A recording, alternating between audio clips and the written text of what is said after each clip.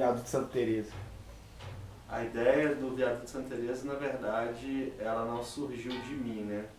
Ela foi um convite da editora Conceito, que organiza a coleção BH Uma Cidade Cada Um, que eles só convidam pessoas que tenham relação afetiva com o espaço para escrever sobre ele. E eles me convidaram porque eu frequento ali desde pelo menos 2006, 2007, primeiro colando nos lambilambes e depois do duelo de MCs, que começou na Praça da Estação e depois foi para debaixo do viaduto.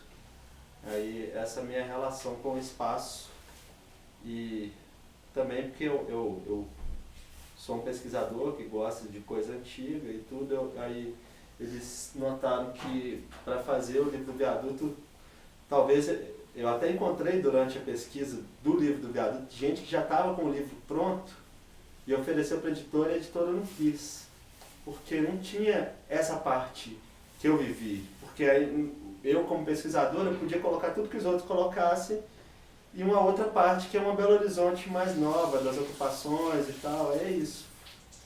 Da Praia da Estação, né, do duelo, Praia da Estação, bordel, da balada. A Praia da Estação veio desse movimento do Azucrina aqui, não foi? Que reunia nas rotatórias. Na verdade, Você fazia parte desse? Essa história do modo que eu conto, que eu falo do Azucrina, na real, ela é uma outra versão de uma mesma história que eu já vi outras pessoas contando de um outro jeito. Existe essa mesma história contada de uma outra forma.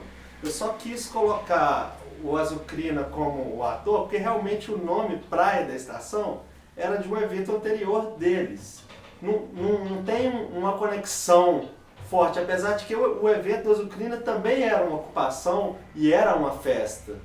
Mas assim, para quem estava lá, entende o que eu estou falando. Assim, quem estava ali naquela época, entende que não é bem...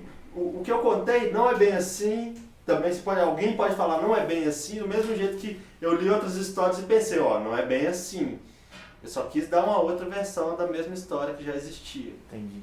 Ô João, e como é que os movimentos sociais descobriram o Baixo Centro? Mas como teve essa migração agora lá pra lá? Hoje sempre já tiveram? Eles sempre estiveram lá. Igual, eu conto ali do show de hardcore que aconteceu ali em 2000. Tipo, o viaduto tinha acabado de ser inaugurado, mas existe referência, por exemplo, do rap no próprio livro.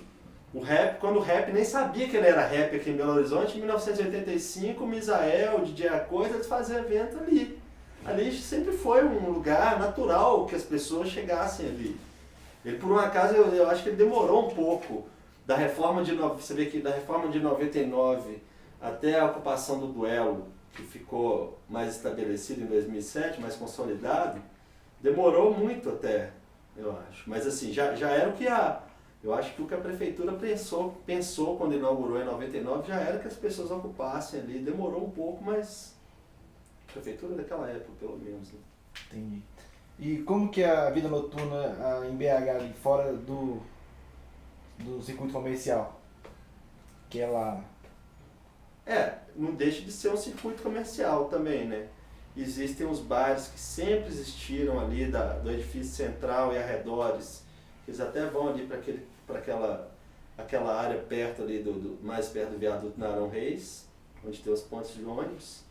E foi em 2010 que abriu o Bordelo, mas enfim, e hoje continua um outro bar lá no lugar, que é o Baixo, mas não abriu, e o Teatro Espanca, que faz parte desse circuito da noite, porque o Teatro Espanca tem eventos noturnos também. São Mas os dois... público mais alternativo, né? Público alternativo, não é o mesmo público que frequenta os bares. Ao mesmo tempo que eu tinha amigos que iam pro duelo, por exemplo, quando eu comecei a ir no duelo, os meus amigos só ficavam nos bares, copo sujo ali, e eu só ficava lá com eles. Tanto que eu falo que no início do duelo eu nem prestava atenção no duelo em si, eu ia lá para encontrar com os meus amigos e para conversar, né? E você cita no livro alguns personagens famosos como Drummond, que chegaram a escalar o viaduto. Você chegou a fazer essa peripécia? Subi, eu achei que eu falasse disso no livro, não falo não, né? Que você subiu? Não falo. Eu acho que no outro texto daquele lá do Baixo Centro, Ah, tá. eu acho que naquele texto, eu não tenho certeza, mas eu acho que foi, provavelmente foi na época da faculdade. E eu não lembro com quem que eu tava naquela noite. Eu lembro que eram uns amigos correlatos, eu tava bêbado. A gente tava chapando alguma coisa do Maleta pro Santa Teresa, a gente passou ali, o pessoal atravessou e falaram, não, você vai ter que atravessar também. E eu fiquei meio assim, então eu vou. Eu subi também. E como é que foi a experiência? Muito tranquilo, mas foi muito corajoso para subir, mas para descer fui bem covarde. Normal. Deu medo lá. Desci de cócoras. Como que surgiu a vontade de escrever? Assim, como um escritor mesmo. Ser jornalista, arte pesquisador, arte educador. Como que surgiu essa vontade de escrever? Então, quando me chamaram, quando a editora contactou, falou, o que você acha de você fazer um livro do Viaduto e tal, eu nunca tinha lido nenhum livro da coleção BH de cada um. O que me deu uma pulga atrás da orelha para escrever o livro foi ler os livros da coleção. Aí eles me deram 6 livros, que alguns eu escolhi, outros eles me indicaram. Peguei 6 livros e desses 6 livros, assim, eu li uma semana, rapidinho. E esses livros, cada um, pelo fato de cada um ter uma visão totalmente diferente do autor, se colocar de uma forma, que nem o da Praça 7, por exemplo, que o Ângelo Oswaldo fez. Ele não se coloca na história, ele conta a história da Praça 7 se tiver uma ou outra referência só. O da Pampulha, que o Flávio Carsalade fez, né, que é em primeira pessoa, e apesar de ser em primeira pessoa, ele não é pessoal, assim, que ele fala do bairro, assim. O do Sagrada Família, que é mais psicológico, assim. Aí essas pegadas, assim, o da Rua da Bahia, que é bem etílico. Eu via as peculiaridades e quando eu via essas peculiaridades dos livros, aí eu pensei, para eu fazer um livro do Viaduto de Santa Teresa tem 3 peculiaridades, pelo menos, que não tem nenhum livro da coleção. Se esses que eu li não tem, nenhum tem. O Maleta eu li. Aí quando eu tive a reunião com a editora, eles perguntaram, o que é que você quer escrever, que não tem nenhum livro da coleção? Pichação, morador de rua e drogas. Aí eles falaram, não, você tem carta branca para falar sobre isso. Eu falei, então tá. Na verdade, no fim das contas, desses 3 assuntos que eu falei durante essa reunião, o único que eu me debrucei e consegui fazer um eixo sobre ele no livro foi pichação. Não é que eu não conseguisse fazer um eixo sobre morador de rua e outro sobre droga, eu conseguiria facilmente, mas não ia caber nesse livro. O livro é muito pequeno e eu já tinha... Eles falaram, não, você pode falar sobre isso, desde que você fale dos escritores modernistas, do engenheiro que fez o viaduto, aí tipo... Tinha coisas que não dava para sair. Então, na real, desses 3 assuntos que eu estava colocando em pauta, eu acho que eles entraram de alguma forma, né? Tanto sempre me perguntou até aquela história lá dos 2 moradores de rua com o nome de presidente e tal. Juscelino né? e Jane. Do Juscelino e Jane. Aquela história ali foi, tipo, pelo menos para mim, eu quis falar alguma coisa sobre isso, sabe? Eu não poderia deixar de falar alguma coisa. Tanto que aquilo ali entrou na parte que estava falando do lugar, né? Mas o lugar, as pessoas, aí eu juntei tudo no... E em certo momento a gente tem a sensação de que são os presidentes, né? Você lembra, E aqui, eu li uma rede social que você escreveu assim que o livro 100 anos de solidão mudou sua vida. Como foi isso? Você comentando com um amigo, não sei não foi parente, não, até um pessoal lá da minha cidade, amigo, vizinho lá da minha mãe.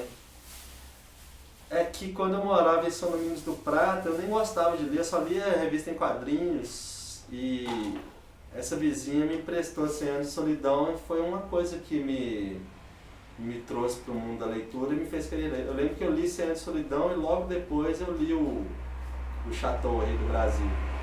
E foram 2 coisas que foram importantes para mim. 100 anos de solidão porque eu estava ali morando numa cidade que era meio Macondo também, sabe? E o Rei da Roleta, o Chateau, Rei do Brasil, eu vi uma citação ao Joaquim Rolla e sonhei de fazer a biografia do Joaquim Rolla quando eu li o Chateau, na mesma época que eu li. Foram os 2 livros, assim.